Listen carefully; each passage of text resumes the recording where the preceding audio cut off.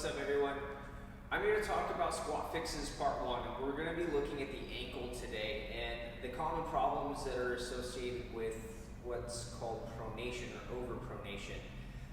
Pronation is what we oftentimes look at the foot and knee alignment, and let's say this is this leg and my foot wants to just always be rotated further out than my knee. And it doesn't seem to be a way to actually correct that alignment, no matter how hard I squeeze my glutes, so on.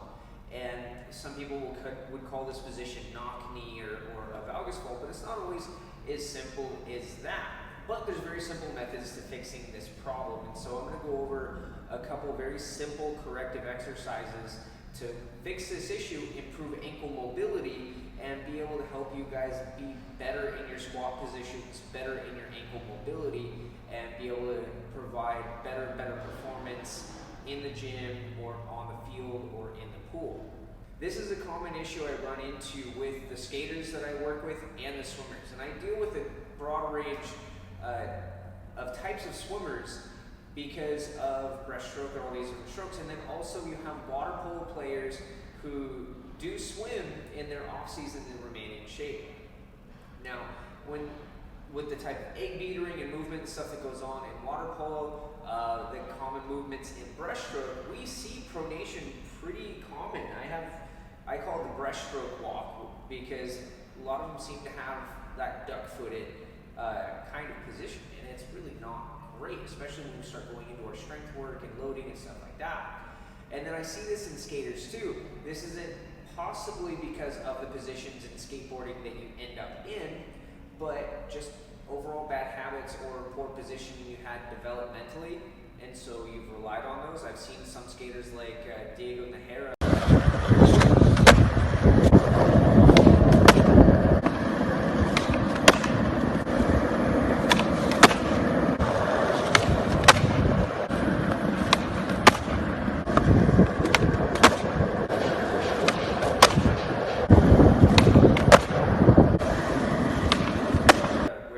He goes into load a trick, and I just watch that lead knee or that flicking foot when he goes to squat in, and this is really a telltale sign of a potential knee injury to come down the road. ACL, sprain, tear, something like that, MCL, meniscus, so on and so forth, because the knee is really not in a stable position. The hip isn't really able to be used effectively.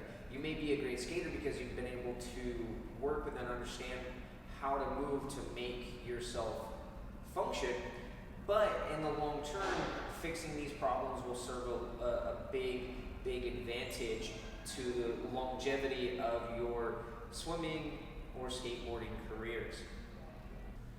So, starting at the floor up, I always like to look at any type of exercise or any type of drill as really starting at the foundation. So if I start from the floor and work my alignment the way up, or like stacking those alignments in those positions correctly, I can typically generate a better result. But when we're looking at corrective exercises, I see a couple different things. So there's a drill that is oftentimes commonly done to develop the arch of the foot, and that's a towel drag, where you normally do barefoot. You'll have a towel in front of you. This is actually a big blanket, so I don't even know if I'll be able to do this. But what you'll do is you'll spread your feet, you'll grab the towel, you'll bunch it in and pull it in towards you, and you'll basically do it until it's as squished up as you possibly can, and then you'll lay it out and repeat. The only issue with this is oftentimes there's nothing keeping that rotation where it needs to be. So if you're naturally pronated, you'll still pull and pronate, pull and pronate. So there's a little fix I like to do that's in combination with another exercise. Now, one of my favorite exercises for pronation is really just supination. So supination is done to where we keep the knees in place and then force the musculature to turn the foot inward. Now, if you do this, you'll feel the arch tighten up quite a bit, and it'll go ahead and activate those typically weaker muscles in the balance complex between the rotators and the supinators, or the pronators and supinators, the muscles that complement that movement. And so I usually have people do this drill. Put a block or fist between, have a 90-degree bend in the knee, maybe a little bit less or a little bit more, depending on their ability.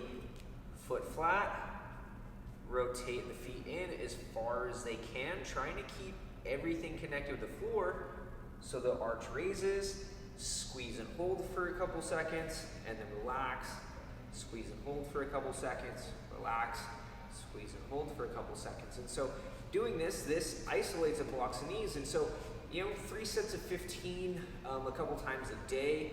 If you want to get this corrected, then frequency is really important. Another component being the fact that we're dealing with a lot of ligaments here. Ligaments do not have the same type of elasticity that muscle tissue does. They can stretch, but they don't have really the same contractibility. So we're trying to tighten in some components where the ligaments may be, looser per se, and then go ahead and lengthen where the ligaments may be tighter. And so it gets very complicated in the foot because a lot of this movement going on isn't just turning the foot in, it's actually that little rotation that we see and the relationship of that rotation between the shin. If you see me move my foot back and forth, you'll see that center line of where the shin is changes, and when we go into squat, we'll typically see the shin wants to rotate out with the involvement of the glute and the foot stay in place. So we're looking at the quote-unquote internal rotation of the ankle, but that's really not accurate. This is just for explanatory purposes in a very simple method. But the issue with the foot grab one is that if you're pronated, you can still do the foot grab pronated. And so you can still reinforce a bad habit. Now, if I bring that blanket back, and then I block the knee, rotate the foot into the position I want, and then I start to pull, just even doing this, I feel the arch work a lot harder than when I did it without. And so we end up combining two components to make a better singular exercise. There's a lot of different ways to restore motion or to improve motion, and going into muscular activation or trying to correct the balance between opposing musculatures or musculatures that provide different functions through a joint, in this case the ankle, and then also just achieving the desired position under low load, or oftentimes we'll think of stretching or mobility drills where we're moving in and out of position. Then trying to just find that pocket where we want to see that movement is really important. And so with guys like Kelly Starrett, other guys, I don't really do the Wad Doc or whatever his name is.